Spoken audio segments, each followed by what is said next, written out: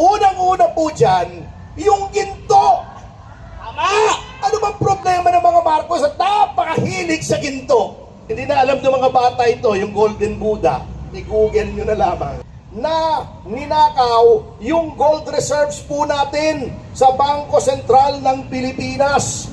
27 tons, 27 tonelada, mahigit kumulang ang ibinenta.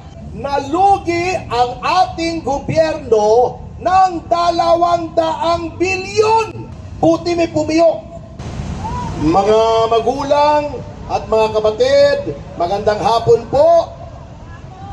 Salamat sa iyong pagpapakilala na matagal na po tayong lumalaban sa katiwalian, sa anomalya, sa pagnanakaw, at nais ko pong sabihin sa inyo na sa aking paglaban, kahit kailan ay hindi po ko naging mag-isa, sapagkat bukod kay Congressman Jing Paras, nasaan si Jing? Nag-CR yata? Nag-CR, oo. Medyo, ang tawag ay hindi na niya maaring i-ignore ang tawag ng kalikasan. Kasama ko rin, siyempre, si Congressman Defensor, lahat ng naririto. At siyempre po, hindi po natakot, hindi umurong, hindi umatras, palaging pasulong ang mga opisyal at mga miyembro ng Citizens Crime Watch, mga kasama. Narito po sila mula sa iba't ibang mga lalawigan, ay dumayo pa po sila rito. May Laguna, may Batangas, tayo nga yung mga miyembro ng Citizens Crime Watch. At kumaway po kayo sa ating mga kapwa,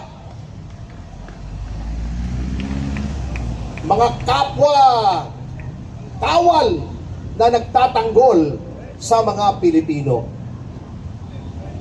Alam niyo po, nasabi na ng mga dating mga nagsalita, yung sa flood control, yung sa PDIC.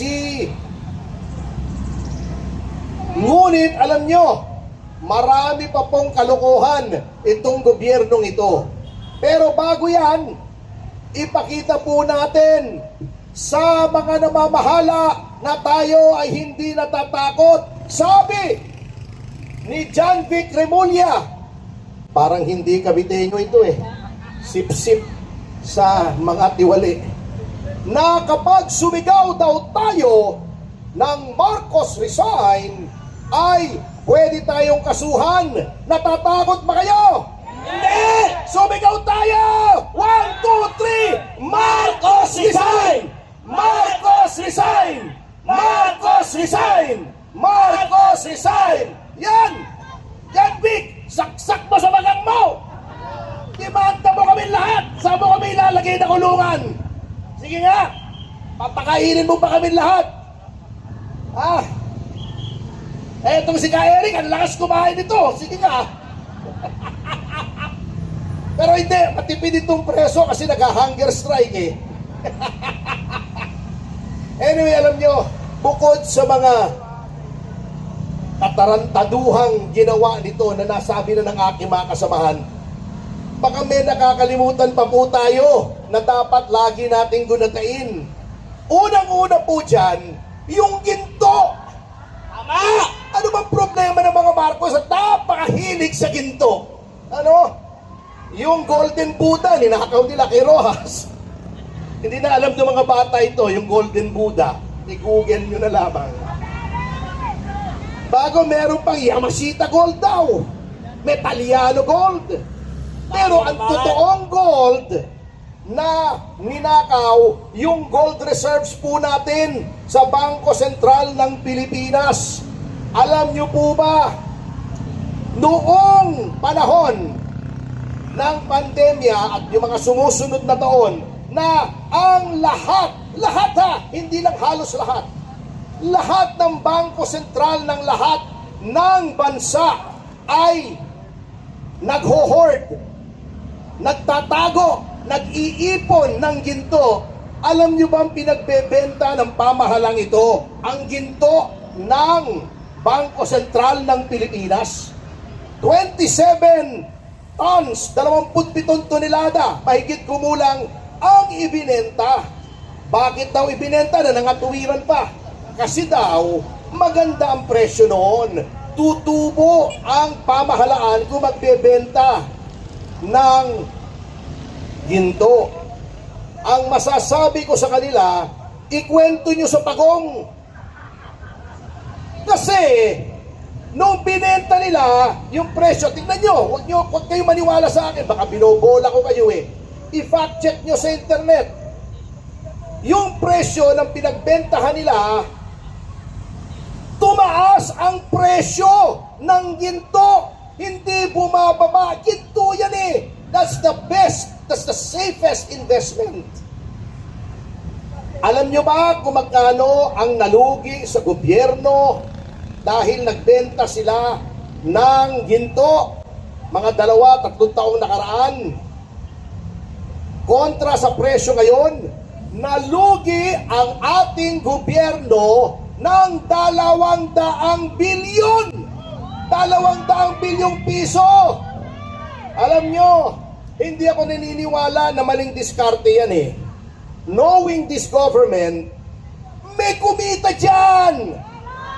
Hindi gagalaw itong gobyernong ito nang walang kita. Kaya nga sinasabi nila, ang malaking achievement daw ni Ginoong Marcos is that he is very big on peace and order. Alam niyo ba yan, kasama Jing?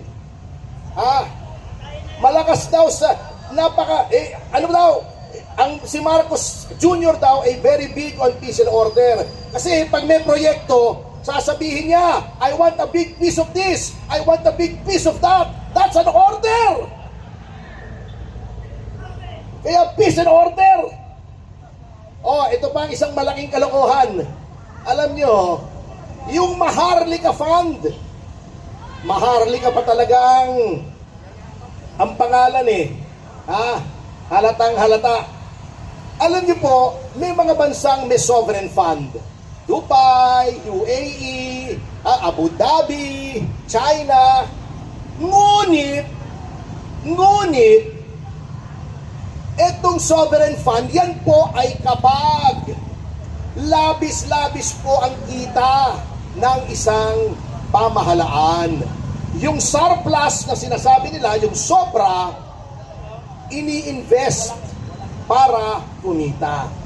Sa tingin nyo ba ang Pilipinas may sobrang pondo? Paano binulsa na? Okay, eto nakakatawa. Alam nyo ba mga sovereign funds? Huwag kayong maniwala rin sa akin, i-fact check nyo. Yung pinakamalaki po, sa isang Nordic country, trilyong dolyar. Yung sa Dubai, $1 billion. 600, 700 billion ang sovereign fund. Maganda pong pondo.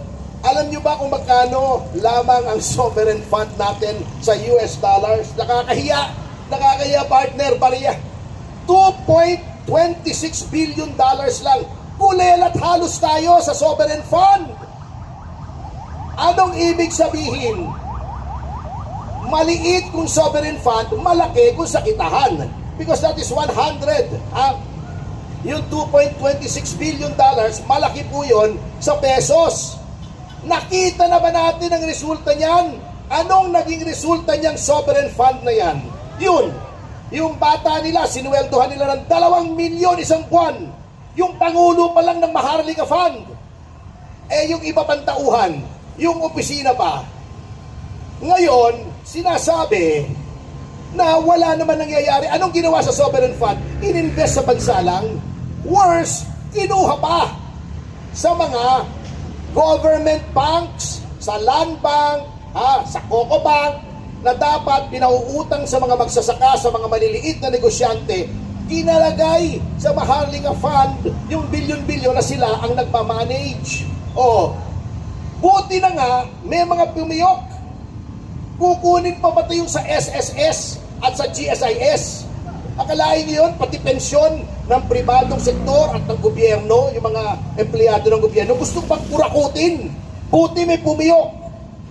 Yan pong dalawang yan na hindi natin dapat malimutan kasi kasama sa flood control, nakikita niyo na po ang trend ng gobyernong ito na lahat ng kilos kailangan may kita, may kurakot, di ba? Grabe. Oo, kaya nga sabi, yung karamihan daw ng mga kongresista, mga kasamahan ni Ching at ni Mike, nag-iba na. Di ba si Gibo naging Maltese? Di ba yung Maltese aso yun? May aso akong Maltese eh. Alam nyo, nag-iba na daw ng nasyonalidad. Mga Canadian, Canadian. Tama! Ay nako. Huwag na natin pong kalilimutan bukod sa flood control, lahat ng anomalya nandiyan na. At yung ginagawa sa flood control, tama yung mga kasamahan namin, ay pinagtatakpan lang, niloloko lang tayo, minomoro-moro lang tayo. Yung ICI, wala yan! Tama! Meron pa namang independent commission, laging buntot. Yung alter ego ng presidente, si Vince Dizon. Tama! Paano naging independent yan? Meron bang independent commission ang hihiram ng piskal sa DOJ? Niloloko lang tayo! Paano naging independent yan? Ang problema po, dahil hawak nila ang ninakaw nila, billion, hundreds of billions, ginagamit po nila yan para mabili ang katapatan ng mga sektor ng ating lipunan para hindi maging widespread, kinokontrol ang media, tinatakot tayo, lahat sinusubukan nilang bilhin. Kaya bilang pagtatapos po, para sa akin, sa ngayon pero alam nyo, huwag tayong tumigil kahit mga ganitong mga maliliit na mga pagtitipon ay papalaki po ng papalaki yan. Hayaan nyo lang, magtiyaga lang tayong ipaliwanag sa ating mga kababayan ang nangyayari. Ngunit sa ngayon, ipasa Diyos na lang natin yan mga kasama.